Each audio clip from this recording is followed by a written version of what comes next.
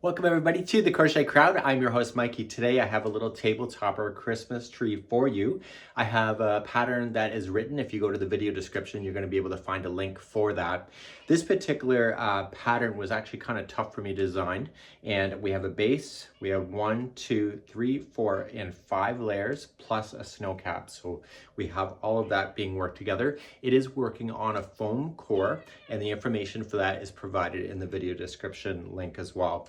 So it's just a little ornament that I picked up at the craft store. It's got wire that has been glued to the back of it, and then I did a crochet backing to that so that it could hide the wire that was holding that as well.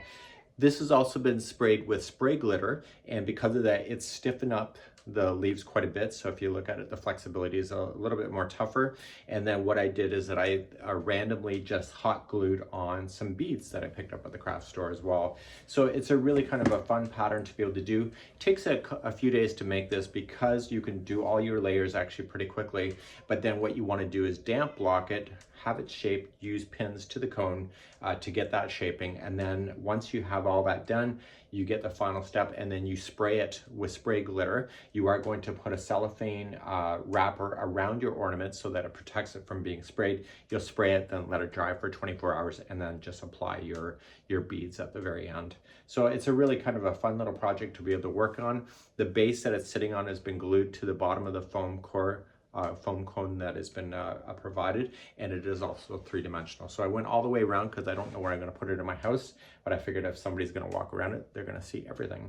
So it's kind of a little cool idea, and you'll see that in the video description, the pattern for that as well. The downloadable that is included, if you would like to purchase that option, has 16 pages, step-by-step instructions, just like you can read on screen. However, there's a lot more photography that I took photos as I was doing this to really give you an indication on where you're going with the project as well. So you'll be able to find that as well.